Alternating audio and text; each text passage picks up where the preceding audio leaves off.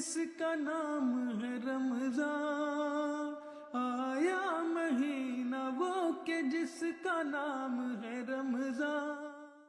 औज़ु बिल्लाहि मिनश शैतानिर रजीम, बिस्मिल्लाहिर रहमानिर रहीम। अक़ीमिस सलाता लिदुलूकी शम्सि इला ग़सक़िल लैलि व क़ुरआनल फ़ज्र, इन्न क़ुरआनल फ़ज्र कान मशहूदा।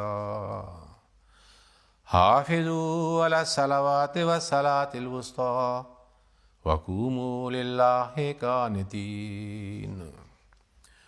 Aujourd'hui, c'est-à-dire, je vais dire, présenter quelque chose sur l'importance de salat. Les deux versets de différents endroits, j'ai récité au début de mon dars. Le premier verset était de Surat Bani Israël ou Surat Isra, et le verset 79. Dieu dit dans ce verset, observe la prière au pâlissement et au déclin du soleil jusqu'à l'obscurité de la nuit, et la récitation du Saint-Coran à l'aube. En vérité, le témoignage est fait de la récitation du Saint-Coran à l'aube. Le deuxième verset était de Surat Baqara, le verset 239. Observez rigoureusement les prières et la prière du milieu, et mettez-vous debout devant Allah avec soumission. Dans le premier verset de Surat Bani Israël, Aqimi salata le duluki shams ila ghasaqil layl, les 5 prières sont mentionnées selon la langue arabe. Duluk et ghasaqil layl signifient cela: 3 prières la nuit et 2 prières de la journée. Il faut savoir que le salat est un des piliers de l'islam, 5 piliers de l'islam. Et après la déclaration de foi, c'est-à-dire en islam, kalma shahada, salat est le premier, c'est-à-dire en pratique. Et beaucoup plus d'accent est mis dans le Saint-Coran, dans les paroles de Saint-Prophète sallallahu alayhi wa sallam et dans la pratique de Saint-Prophète sallam concernant l'importance et obligation de salat. Salat est tellement important qu'Allah dit, c'est-à-dire dans le Saint-Coran, فَإِنْ خِفْتُمْ فَرِجَالًا أَوْ رُكْبَانًا, que si vous avez une crainte quelconque, alors priez en marchant ou sur vos montures. Voyez? Mais salat n'est pas, c'est-à-dire à ignorer.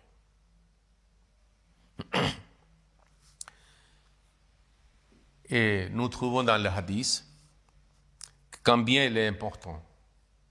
Le Saint-Prophète sallallahu alayhi wa sallam dit: le jour du jugement, la première chose dont un serviteur d'Allah, un homme, un croyant sera tenu responsable sera la salat, la prière.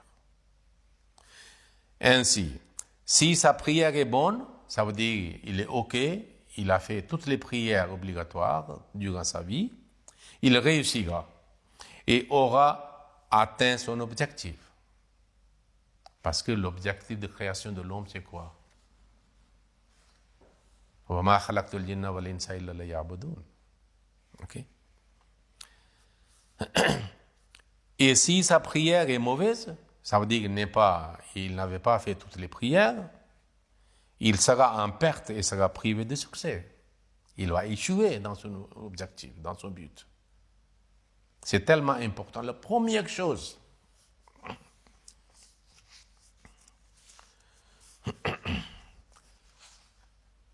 le Saint-Prophète sallallahu alayhi wa sallam dit qu'Allah Tout-Puissant a rendu obligatoire 5 prières. Quiconque accomplit correctement les ablutions nécessaires à ces prières, les accomplit à l'heure et effectue le sujoud et le recours, alors a un engagement envers Allah Tout-Puissant, que Allah Tout-Puissant lui pardonnera. C'est lui qui est régulier dans la prière. On peut témoigner sa foi et son islam, et il sera pardonné. Et quiconque ne le fait pas, il n'a aucun engagement envers Allah Tout-Puissant. Il lui pardonne ou punit. Donc nous devons savoir que notre pardon est lié avec le salat. C'est pour ça qu'Allah dit dans le Saint-Coran, dans Surat Al-Mu'minun, قَدْ أَفْلَحَ الْمُؤْمِنُونَ, Allazina hum fi salatihim khashi'un. Et puis après quelques versets, il a dit Wallazina hum ala salatihim yuhafizun. Sans doute, le succès viendra aux croyants qui sont humbles dans leur prière et qui surveillent leur prière. Il y avait déjà mentionné, récité un verset dans lequel il dit que Hafizu ala salawati wa salat al-wusta. Observez rigoureusement les prières et la prière du milieu. Et mettez-vous debout devant Allah avec soumission. Hafizu, c'est le verbe pronominal. Ça veut dire que si nous protégeons notre salat, le salat va nous protéger. Donc il y a quelque chose de mutuel. Et puis, le salat al-wusta, ça veut dire le salat du milieu. Il y a certains qui disent que c'est asr, parce qu'il y a 2 prières avant et 2 prières après. Non. Salat au milieu, wusta signifie aussi le meilleur dans la langue arabe. Alors, quelle salat peut être meilleure? La salat qui vient, c'est-à-dire au milieu de notre travail, nos activités, nos loisirs, notre confort, notre sommeil. Ok?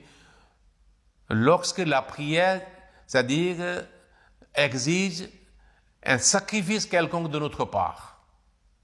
En apparence, il y a peut-être, c'est-à-dire une perte quelconque. Quelqu'un dont le commerce marche très bien, c'est le moment de prière, et puis il fait la prière. C'est le salat al-wusta. C'est-à-dire au milieu du sommeil, par exemple. C'est pour cela, cette salat nous donne beaucoup plus de récompenses de la part d'Allah. Parce que l'homme a fait des sacrifices pour faire ce salat.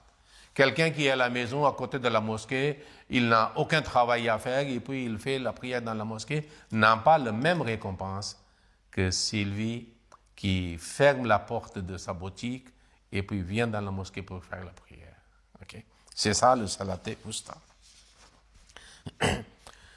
Le Saint-Prophète sallallahu alayhi wa sallam a aussi mentionné, pour montrer l'importance de salat, quelles sont les bénédictions et les effets positifs de salat.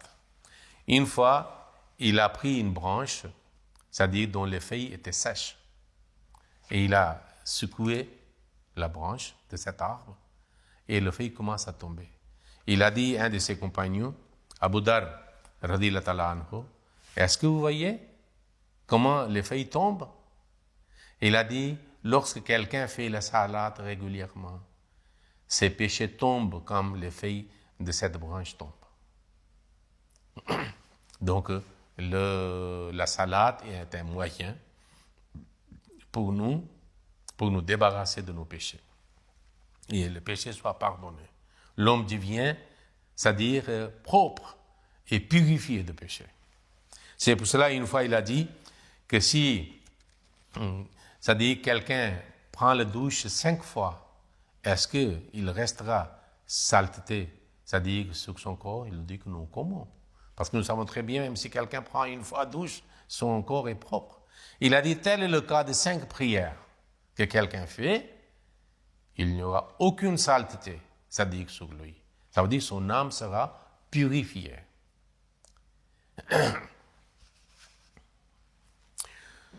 Nous trouvons dans les hadiths, les paroles de Saint-Prophète sallallahu alayhi wa sallam, quelles sont les conséquences que ceux qui négligent. Cela aussi montre l'importance de salat. Le Saint-Prophète sallallahu alayhi wa sallam a dit Inna bayna l'abdi wa bayna shirki wal kufri tarku salat. Il dit que la différence entre shirk, polythéisme, idolâtrie, mécréance, incroyance, et la foi et le salat. C'est salat qui fait la différence entre le shirk et la foi. Puis, le Saint-Prophète sallallahu alayhi wa sallam a dit Man taraka salata muta'ammidan faqad kafara. Celui qui ignore, abandonne la salat sciemment. Il sait qu'il doit faire la prière. C'est le moment de prière, puis il ne le fait pas. Donc, comme il a fait de mécréance, incroyance. Comme il sort de l'islam. Lorsque quelqu'un avait écouté ce hadith, que celui qui abandonne le salat, il fait le shirk, idolâtrie ou polythéisme. Il ne croit plus à l'unicité de Dieu. Il a dit, il a passé des années et des années de trouver la racine de ce hadith dans le Saint-Coran.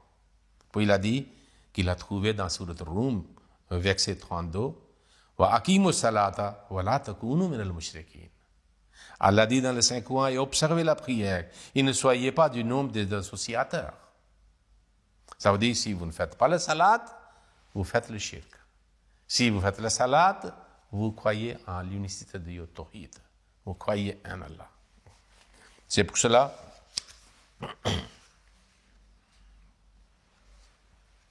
une fois, c'est-à-dire un groupe de gens qui avaient accepté l'islam sont venus au Saint-Prophète, il a dit que nous sommes les hommes de travail, il y a beaucoup de bétail, les moutons, les chèvres, les chameaux, alors nos habits sont souvent sales, et puis nous n'avons pas assez de temps pour faire la prière. Est-ce qu'il y aura une remise quelconque? Le Saint-Prophète dit, s'il n'y a pas la prière, il n'y a pas la religion. Parce que la prière fait partie essentielle de salat. Ceux qui négligent le salat et ne sont pas avec attention, avec concentration, sont mentionnés, c'est-à-dire est mentionné comme une caractéristique des hypocrites. Parce qu'elle l'a dit dans le Saint-Coran, ce sont les hypocrites qui négligent, qui sont négligents dans le salat. Et lorsqu'ils font l'ayatuna salata, illa wahum kusala, ils sont paresseux. Dans la paresse, ils font la salat. Wa idha qamu ila salati qamu kusala. Donc, la salat, l'importance et les bénédictions exigent que nous soyons actifs, attentifs, c'est-à-dire et vigilants pour la salat, et nous n'abandonnons aucune salat, parce que les 5 prières quotidiennes sont obligatoires. Un des compagnons de Saint-Prophète sallam qui était aveugle, Abdullah ben Maktoum, radiyallahu ta'ala anhu, souvent le Saint-Prophète le laissait derrière lui, et en son absence comme imam à Médine. Une fois, il a demandé au prophète d'Allah, entre moi et la mosquée, il y a des palmiers, il y a des arbres, et je ne trouve pas un guide quelconque qui peut m'amener à la salat. Le Saint-Prophète sallallahu alayhi wa sallam a dit, il a dit, permettez-moi de faire la prière à la maison. Il a dit, est-ce que tu entends l'appel de la prière azan? Il dit oui. Il a dit donc, vous devez venir à la mosquée. Une fois, il a dit qu'il y a des fois, il y a des bêtes très dangereuses et les animaux dangereux à Médine, en route, c'est-à-dire de ma maison jusqu'à la mosquée. Est-ce que je peux faire la prière à la maison? Le Saint-Prophète sallallahu alayhi wa sallam a dit, tu entends hayya ala salat? Tu entends la phrase de azan que venez vers la prière? Et hayya ala al-falah, venez vers la prospérité? Il dit oui. Il a dit donc, vous venez dans la mosquée. À la fin, il dit que Allah Tout-Puissant fasse de nous des protecteurs de nos prières, en particulier les prières centrales, que dans nos travaux d'intérêt, de loisirs, de divertissement, de confort, nous n'ignorons pas la salat, parce que les 5 prières quotidiennes sont obligatoires. Que ainsi soit-il. Allahumma salli ala Muhammadin wa ala ali Muhammadin wa barik wa sallam innaka hamidun majid.